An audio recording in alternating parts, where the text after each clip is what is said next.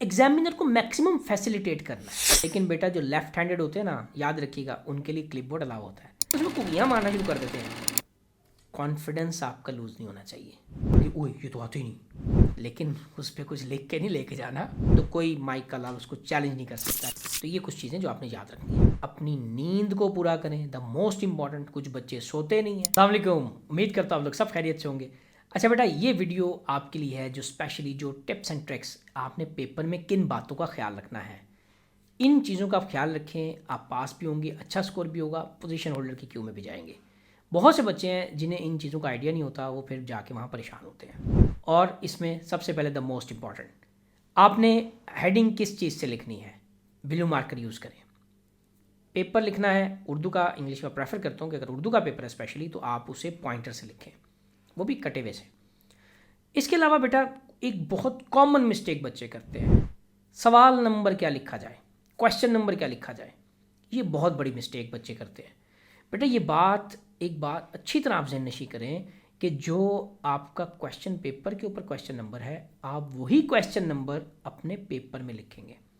Yes, जैसे कि फ़र्ज़ कीजिए आपके पास एक क्वेश्चन पेपर है, उसमें क्वेश्चन पेपर में आपने सबसे पहले जो क्वेश्चन किया वो आपने किया क्वेश्चन नंबर 5, तो अब आपने वहाँ पेपर में भी क्वेश्चन नंबर 5 ही लिखना है। ऐसा ना हो कि आप क्वेश्चन नंबर 1 लिख के लिखना शुरू कर दें, कि आप अपने जो सीक्वेंस है उसके मुताबिक चलें। ये काम नहीं करना। दूसरी गलती बच्चे ये करते हैं कि जब क्वेश्चन का पोर्शन शुरू होता है, जैसे क्वेश्चन नंबर 2 लिखा, उसमें आपने 6 सवाल करने हैं 9 में से। बच्चे क्या करते हैं, क्वेश्चन नंबर 2 लिखा, 2 सवाल वहाँ से किए, और क्वेश्चन नंबर 3 के पोर्शन से 2 सवाल कर लिए, और क्वेश्चन नंबर 4 के पोर्शन से 2 सवाल कर लिए। ये आपके क्वेश्चन कैंसिल हो जाएंगे। ये एक्सेप्टेबल नहीं है। आप जिस क्वेश्चन को शुरू करें शॉर्ट क्वेश्चंस में, पहले वो पोर्शन मुकम्मल करें, और जब वो सेक्शन मुकम्मल हो जाए आप उसके नीचे एक लाइन लगाएं बाकायदा। ये बात याद रखिएगा, शॉर्ट क्वेश्चन आंसर का पोर्शन ख़त्म हो लाइन लगाएं, लॉन्ग का पोर्शन ख़त्म हो लाइन लगाएं। ये बात याद रखें। और जिस क्वेश्चन को आप अटेम्प्ट कर रहे हैं, जिस सेक्शन का वो है, उसी सेक्शन में आप वो क्वेश्चन सॉल्व करेंगे, और जब वो सेक्शन पूरा हो जाए फिर आप सेकंड सेक्शन पे जाएं, फिर उसके सवाल अटेम्प्ट करें। ये बात जो आपने ख़ास ध्यान में रखनी है। इसी तरह फिर नेक्स्ट आपने क्या करना है, एक और बहुत बड़ी गलती बच्चे करते हैं, आपने क्वेश्चन पूरी स्टेटमेंट नहीं लिखनी, पूरा पूरा पैराग्राफ लिखा हुआ सवाल है पूरा लिखा है, नो वे। आप जस्ट आंसर लिखें, नंबर दें क्वेश्चन का, आगे आंसर लिखें और उसकी मेन हेडिंग लिखें। जैसे फ़र्ज़ कीजिए पूछता जी कि display screen, how would explain the display screen. आप लिखेंगे आंसर, आगे 5 और आगे मार्कर शेडिंग देंगे डिस्प्ले स्क्रीन। उससे अंदाज़ा हो जाएगा अच्छा ये 5 का है, अच्छा डिस्प्ले स्क्रीन के बारे में पूछा कि वो लिखा है, गुड। इससे लॉन्ग में फ़र्ज़ करें, कहा कि टाइप्स ऑफ रोम एक्सप्लेन करें। अब आपने क्वेश्चन नंबर लिखा और साथ लिखने आंसर, लॉन्ग का जो नंबर है क्वेश्चन का वो नंबर लिखें, आंसर लिखें और आगे हेडिंग देते हैं रोम, फिर आगे टाइप्स ऑफ रोम। तो यूँ आपने लिखना है, बजाय कि आप पूरी पूरी स्टेटमेंट्स लिखें।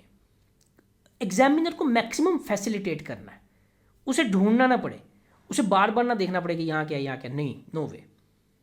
इसी तरह एक बहुत प्रॉब्लम आता है कि जी जो सबसे अच्छी तरह आपको सवाल आता है सबसे पहले करें। मैं आपको रिकमेंड करूँगा कि जो आपको क्वेश्चन है ना, उनको 3 कैटेगरीज में डिवाइड करें।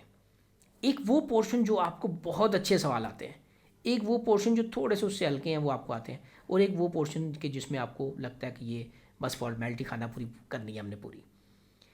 तो मैं आपको रिकमेंड करूँगा जो सेकंड लेवल के क्वेश्चन है ना, उनको आप पहले करें। पहला सवाल हमेशा सेकंड लेवल वाला होना चाहिए।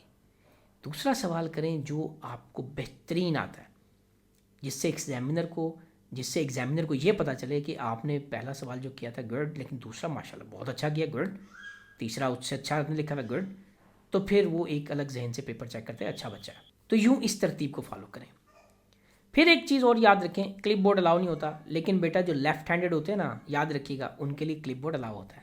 अगर बाद में पॉलिसी चेंज होगी तो डजेंट मैटर, लेकिन आप अपने साथ लाजमी क्लिपबोर्ड लेके जाइए जो स्पेशली लेफ्ट हैंडेड लिखते हैं। तो यूँ आपका ये लेफ्ट हैंडेड वाला भी कवर हो जाएगा।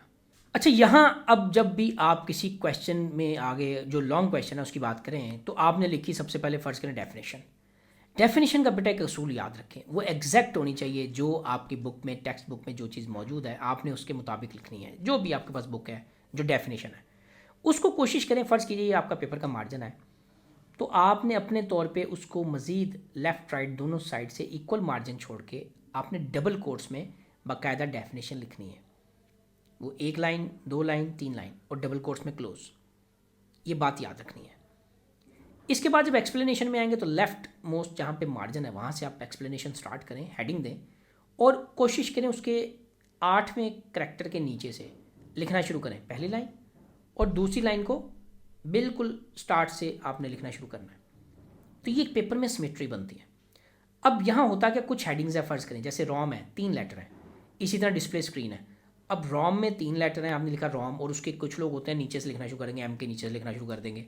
डिस्प्ले स्क्रीन में क्या होगा, DISPLAY स्पेस SCREEN, ये तकरीबन 15-16 डिजिट बनेंगे और 15-16 अल्फ़ाबेट्स के बाद ये मुकम्मल होगा। तो कुछ बच्चे क्या करेंगे, वो 15वें 16वें के लेटर के नीचे से लिखना शुरू करेंगे। तो बड़ा अजीब सा बेहंगम सा होता है। आपने क्या करना है, याद रखना है जो आपने पहली हेडिंग दी है उसका 8वां लेटर है, वहाँ जो लिखा है उसी के अकॉर्डिंग दूसरी हेडिंग है, आप ऊपर से देखें बस यूँ करके, उसी के मुताबिक दूसरी हेडिंग भी वहीं से शुरू करें। फिर तीसरी हेडिंग है तो वो भी वहीं से शुरू करें। तो पेपर में एक सिमेट्री रहती है, ये चीज़ बड़ी काउंट होती है। और कटिंग करते हुए ना कुछ बच्चे एक बड़ा काम करते हैं, वो गलत हो गया, हो जाता है गलत, कोई बात नहीं, अव्वल तो नहीं होना चाहिए, लेकिन अगर हो गया, लेट्स भी इंसान है, खता का पुतला है, गलती हो गई तो क्या करेंगे, वो कट करते हैं, वो कट करके उसमें कुकियाँ मारना शुरू कर देते हैं, कीची मीची कर देते हैं। ऐसा नहीं करना, उसको बस एक कट करें, क्रॉस करें और आगे चलें। आप उसमें जनाब करना शुरू कर देते हैं, नो वे, बचें इससे पेपर खूबसूरत नहीं लगता।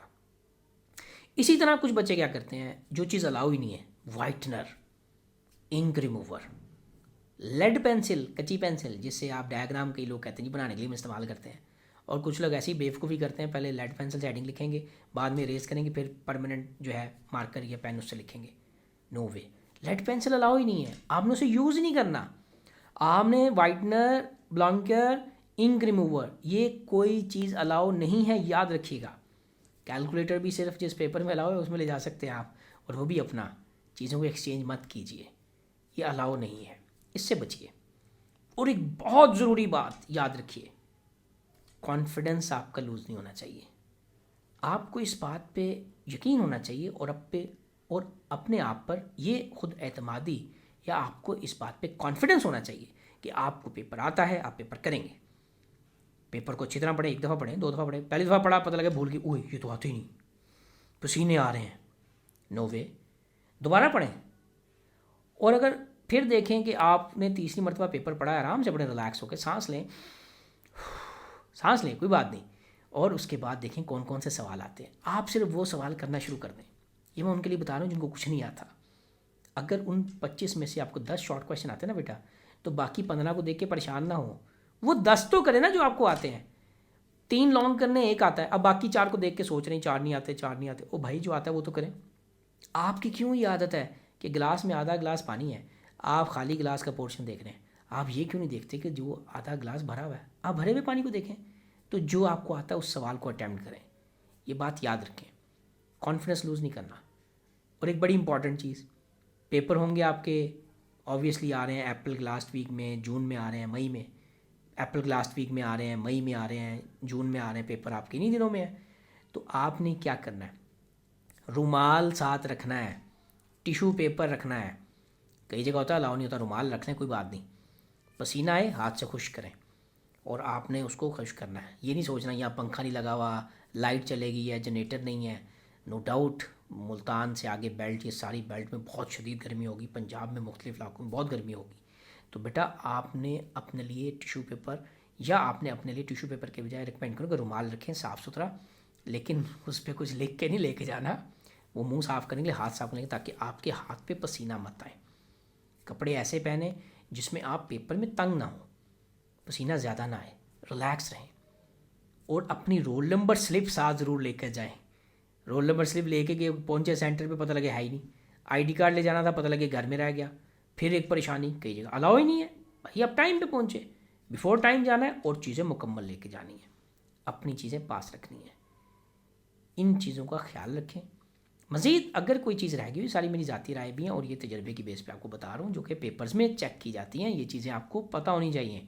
कमेंट सेक्शन में मेंशन कर दीजिएगा अगर कोई पॉइंट रह गया हो, मैं भी इंसान हूँ, गलती मुझसे हो सकती है, लेकिन याद रखिए ये वो पॉइंट है कम से कम जिनको आपने फॉलो करना है।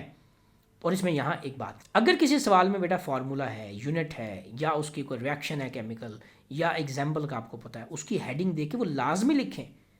डेफिनेशन के साथ एग्जाम्पल लिखेंगे, फार्मूला यूनिट लिखेंगे, रिएक्शन है केमिस्ट्री का तो वो लिखेंगे, कंप्यूटर है तो उसकी टाइप्स का कोई नाम लिखेंगे, कोई एग्जाम्पल देंगे, तो आपके नंबर बेहतर होंगे। ये ऐसे ही है कि आप किसी डॉक्यूमेंट पे साइन करवाते हैं और बाद में स्टैंप लगवाते हैं, जब स्टैंप लग जाती है तो कोई माइक का लाल उसको चैलेंज नहीं कर सकता कि ये वैलिड है या इनवैलिड, क्योंकि वो वैलिड हो जाता है। तो इसलिए आपने भी ये तमाम काम करने हैं कि हर डेफिनेशन के साथ कोशिश करें, कोई ना कुछ की टाइप्स होगी, कोई एप्लीकेशन होगी, कुछ ना कुछ होगा, वो आप करें। तो ये कुछ चीज़ें जो आपने याद रखनी है। पेपर में सवाल मुख्तलिफ़ कैटेगरीज़ के होते हैं, कुछ नॉर्मल होंगे, कुछ थोड़े से टफ़ होंगे, कुछ ज़्यादा टफ़ होंगे, लेकिन आपने इसमें घबराना नहीं है।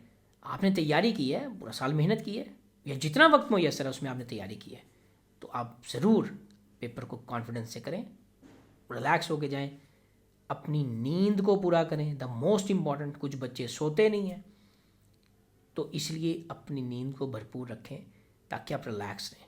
मेंटली रिलैक्स रखना बहुत ज़रूरी है। और इसमें the most important, time management. Paper के टाइम को मैनेज करना, 2.5 घंटे का 2.5 घंटे में ख़त्म होगा, नहीं 2 घंटे 20 मिनट में ख़त्म हो, और बाद में अपने पेपर को रिव्यू करें। कोई चीज़ रह गई हो तो लिख लें। असेसमेंट अपनी आपको आनी चाहिए करनी, सेल्फ असेसमेंट बहुत ज़रूरी होती है, और आपने लाजमी अपने पेपर को एंड पे पढ़ना है, ये बात याद रखनी है, और इसकी प्रैक्टिस भी करनी है। अभी आपके पास बहुत सा वक्त है। खुश रहें, आबाद रहें, मेरी दुआएं आपके साथ हैं। अल्लाह ताला आपको कामयाब करे। अगर वीडियो पसंद आई हो इसका ज़रूर सब्सक्राइब, शेयर कीजिएगा, लाइक कीजिएगा, और कमेंट सेक्शन में बताइएगा। अगर कोई पॉइंट रह गया आपकी नज़र में तो ज़रूर बताइएगा। I feel honoured. और कोई सवाल पूछिए। नोट्स के लिए आपके सामने सोशल मीडिया हैंडल भी आ रहे हैं, आप इसको फॉलो भी कर सकते हैं, और इसके साथ साथ आप व्हाट्सएप पे नोट्स के लिए रिक्वेस्ट भी फॉरवर्ड कर सकते हैं। खुश रहें, आबाद रहें, अल्लाह ताला आपको कामयाब करें। मेरी नेक तमन्ना है आपके साथ। अल्लाह हाफिज़, फ़ी अमान अल्लाह।